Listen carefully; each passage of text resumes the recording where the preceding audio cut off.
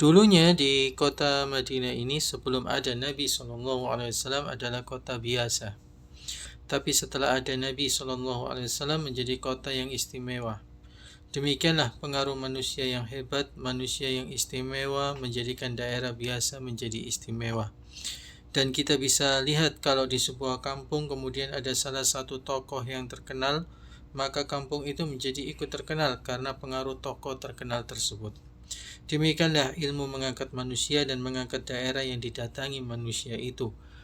Karena itu Allah Subhanahu wa taala mengangkat kota Madinah menjadi kota yang sangat istimewa. Sayyidul Mursalin Rasulullah SAW dilahirkan di kota Mekah pada pagi hari, yakni hari Senin tanggal 9 Rabiul Awal pada tahun tragedi pasukan bergajah, atau bertepatan dengan tanggal 20 atau 22 April tahun 571 Masehi. Setelah beliau SAW dilahirkan, ibundanya mengirim utusan ke kakeknya, yakni Abdul Muthalib. Kakeknya senang, langsung memboyong cucunya masuk ke Ka'bah, berdoa dan bersyukur kepada Allah.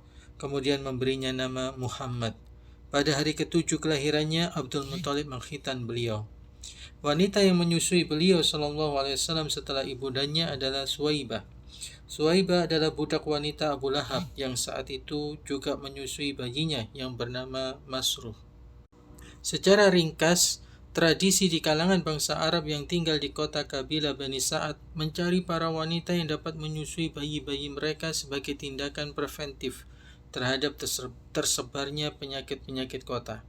Hal itu dilakukan agar tubuh bayi mereka kuat, berotot kekar, mahir berbahasa Arab sejak kecil.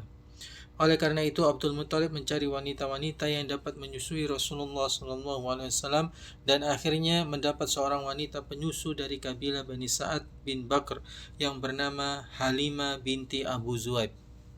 Halimah binti Abu Zuhaib merasakan adanya keberkahan dari kehadiran Rasulullah SAW. Halimah mengkisahkan pada awalnya Halimah bersama teman-temannya ke Mekah mencari bayi-bayi yang akan disusui mereka. Dalam perjalanan menuju Mekah, Halimah dan rombongannya penuh kesulitan. Hewan tunggangannya kelaparan dan kehausan karena musim paceklik, sampai-sampai setetes air susu mereka tidak keluar. Sesampai di Mekah, tidak ada seorang wanita pun teman-teman rombongan Halimah untuk mau menyusui Rasulullah karena Rasulullah yatim, sedangkan wanita-wanita tersebut menginginkan imbalan materi dari orang tua si bayi. Akhirnya semua gak ada yang mau menyusui Rasulullah SAW. Ringkas cerita, akhirnya Halimah mengambil bayi yatim dan menjadi bayi susuannya. Ketika bayi, yakni Rasulullah SAW dibaringkan di pangkuan Halimah, seakan kedua susu Halimah menyongsongnya untuk meneteki seberapa dia suka. Dia pun meneteki hingga kenyang. Suami Halimah memeriksa tunggangannya, yakni onta tua. Tahu-tahu susunya sudah berisi, lalu dia memerahnya untuk diminum. Begitu pula tunggangan yang lain. Hingga tak terasa 2 tahun Halimah telah menyusui Rasulullah SAW. Kemudian Halimah pergi menemui ibunya. Rasulullah SAW membujuk ibunya agar si bayi, yakni Rasulullah SAW masih diperkenankan untuk bersama dengan Halimah dengan alasan khawatir bila terserang penyakit menular.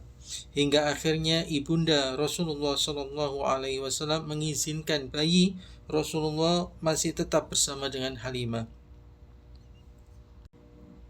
Kembali secara ringkas, sampai pada usia 4 atau 5 tahun terjadilah peristiwa dibelahnya dada beliau. Malaikat Jibril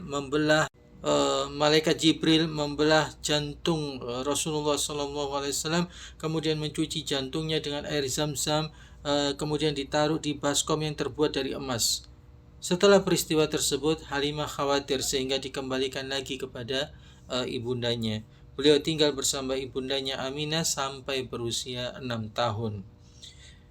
Ibunda Aminah ingin menziarahi kuburan suaminya di Yastrib, Madinah bersama anaknya yang masih kecil. Muhammad SAW mengajak juga pembantunya Ummu Aiman dan mertuanya Abdul Muttalib.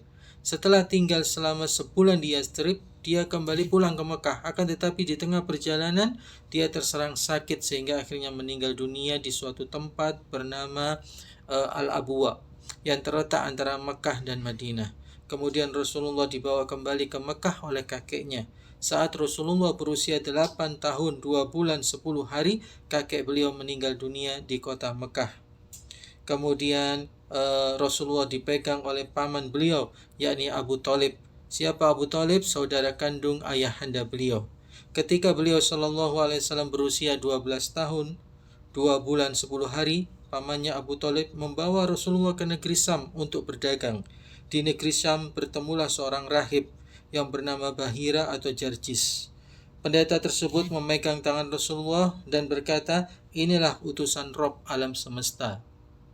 Abu Thalib heran dan bertanya, "Bagaimana Anda tahu hal itu?" Rahib atau pendeta ini menjawab, "Sesungguhnya ketika kalian muncul dan naik dari bebukitan, tidak ada satu pun bebatuan atau pepohonan melainkan bersujud terhadapnya. Dan keduanya tidak akan bersujud kecuali pada seorang nabi." Kemudian pendeta tersebut memberikan saran agar Abu Thalib memulangkan keponakannya itu ke Mekah, khawatir bila tertangkap oleh orang-orang Romawi dan Yahudi. Rasulullah SAW di masa mudanya beliau tidak memiliki pekerjaan yang tetap. Hanya saja banyak riwayat menjelaskan bahwa beliau bekerja sebagai pengembala kambing di perkampungan kabilah Bani Sa'ad, juga mengembalakan kambing penduduk Mekah dengan upah harian. Selain itu beliau SAW disebutkan juga pergi berdagang di negeri Syam dengan modal dari Khadijah radhiyallahu anha. Lama-kelamaan Khadijah kagum dengan Rasulullah. Secara singkat, Khadijah akhirnya curhat, bercerita kepada temannya yang bernama Nafisah binti Muniyah.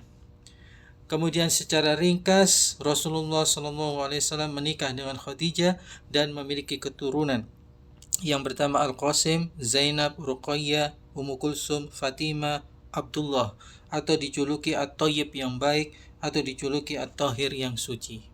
Semua putra beliau meninggal dunia di masa kanak-kanak, sedangkan putri-putri beliau semuanya hidup, namun semuanya meninggal dunia semasa beliau SAW masih hidup, kecuali Fatimah radhiyallahu anha.